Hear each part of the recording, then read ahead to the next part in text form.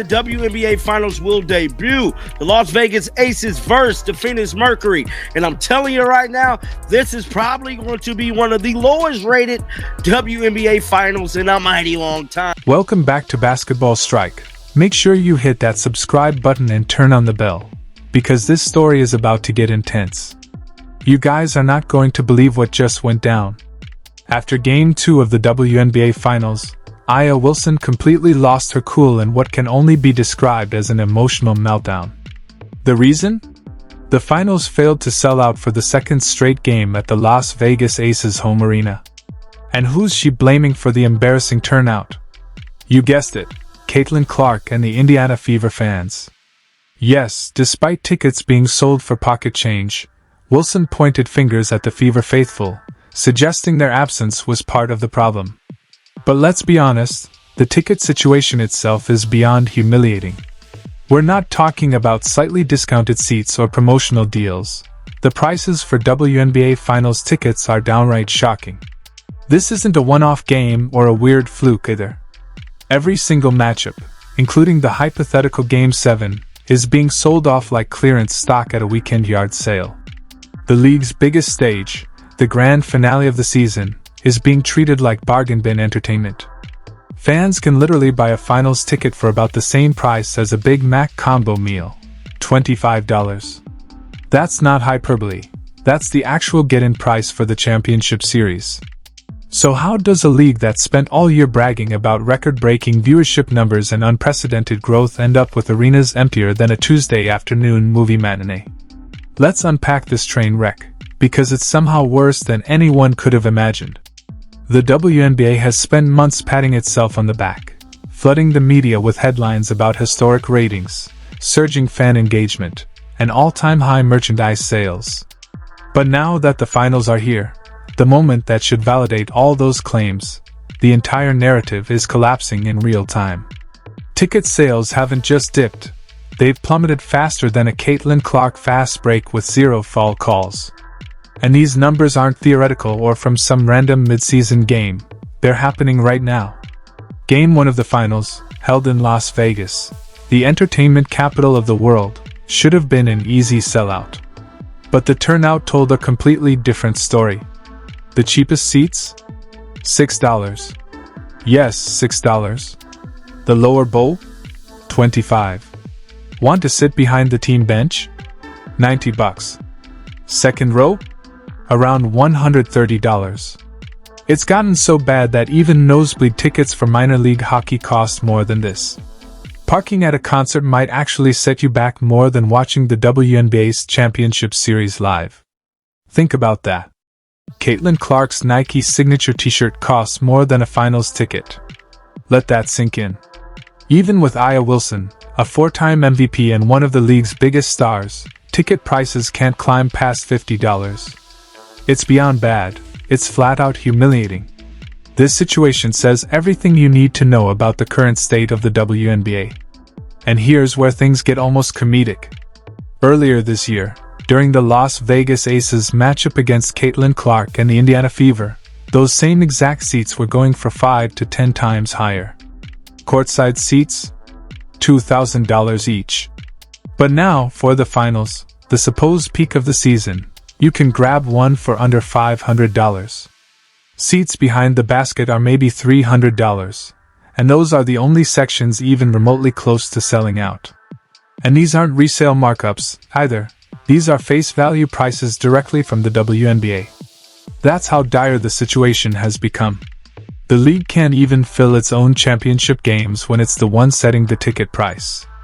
To make matters even more bizarre, former Indiana Fever star DeWanna Bonner, who famously quit the team, is now back in the conversation surrounding the finals.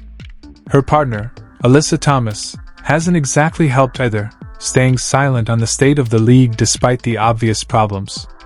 And before anyone tries to excuse this by saying Las Vegas fans don't care, let's put that myth to rest.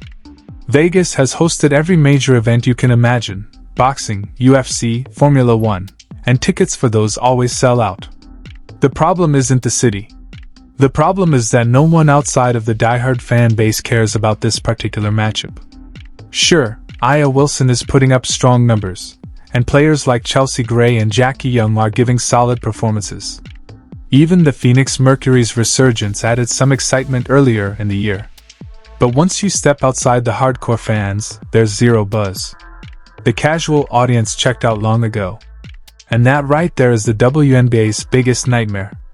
Because when Caitlin Clark isn't in the picture, the crowd disappears. When Clark and the Fever played, tickets vanished within hours. You couldn't get in for under $200 during her red-hot run in June. But now, no Caitlin, no crowd. The Clark effect was the engine powering the entire league. She was the reason the WNBA was relevant this season. The one who sold the jerseys, drove the TV ratings, attracted sponsors, and brought in new fans. Without her, the league has sputtered to a stop. Let's not forget how this finals matchup even came about. The Las Vegas Aces advanced only after defeating the Indiana Fever in a controversial series, one where Caitlin Clark didn't play, and many fans believe the officiating conveniently helped push Vegas through.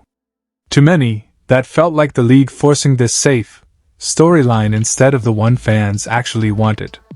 This entire mess confirms what most observers have been saying since opening night. The WNBA's so-called growth wasn't organic. It was fueled almost entirely by Caitlin Clark. She was the growth. Without her, everything falls apart. And yet, Commissioner Kathy Engelbert continues to parade around giving interviews about how strong the league's position is. Really? Because if that's true, why does it cost less to attend the finals than to bowl 3 games at the MGM Grand? The ticket price trends tell the truth. When the matchup was first announced, upper-level seats averaged around $50. Within a week, that dropped 20%. By the time media outlets began reporting on it, lower bowl seats were under $60. That's not momentum, that's collapse. This finals series is a public relations disaster.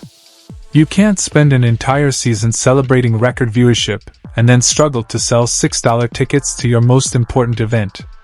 The WNBA can flaunt Nike partnerships and sponsorships all day long, but none of that matters when fans aren't showing up.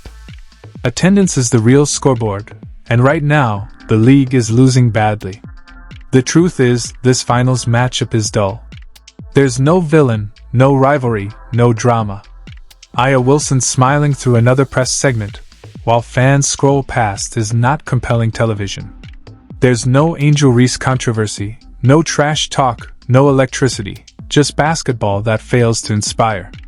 The Aces vs. Mercury series is the basketball equivalent of watching paint dry, slow, predictable, low energy, and played in half-empty arenas. Even the players can feel it. Behind the scenes, many admit that the finals energy just isn't there. Now, compare that to when the Fever were playing earlier this season. Every Caitlin Clark game felt like a national event. The atmosphere was electric. Fans lined up hours early, arenas buzzed with anticipation, and media swarmed every venue she stepped into.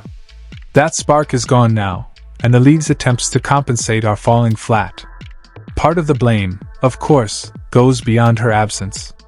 It's also about how the league treated her. Fans remember the constant rough fouls, the cheap shots, the jealousy from rival players, and the silence from leadership when she was targeted. Every time the WNBA failed to defend its biggest star, fans quietly walked away. Now, with Clark sidelined, the league's entire foundation is crumbling. And it couldn't have happened at a worse time. The Players' Union is gearing up for major CBA negotiations, pushing for higher salaries, better revenue sharing, and improved benefits. All completely valid goals. But how can players demand pay raises when their finals tickets are selling for less than a tank of gas? Owners and networks will weaponize this collapse as leverage, arguing, "If your best year ever can't fill an arena, why should we pay more?" That's the tragedy. It doesn't just hurt Aya Wilson or the Aces. It damages everyone, the players, the fans, and the future of the league. Empty seats mean fewer sponsors, weaker TV deals, and no bargaining power. And yet Kathy Engelbert keeps spinning the narrative that everything's fine. But let's face it, if the league is really thriving, why are fans skipping your championship for the price of a burger? Social media has made the humiliation even worse. Screenshots of ticket maps are going viral, showing hundreds of empty blue dots, entire sections unsold. Fans are openly roasting the league, joking that it's the most affordable finals in history, or mocking the eerie silence of half-empty arenas, saying it's louder than the referees' whistles. It's funny, but it's also devastating. The WNBA's biggest problem is that it still refuses to listen to its fans. People aren't asking for miracles, they just want consistency, fair officiating, and genuine promotion for the players who make the league exciting. Instead, the W keeps chasing PR optics over authenticity. It's obsessed with image while ignoring connection. Caitlin Clark brought in an audience the league had never dreamed of. But instead of celebrating that, they treated her like a threat to contain. Now they're reaping the consequences. Finals games that look like practice scrimmages, ticket prices that could fit in a vending machine, and a commissioner pretending it's all fine. If things don't change, next year's finals might end up in a high school gym with folding chairs and a snack table. Let's be honest, this didn't have to happen.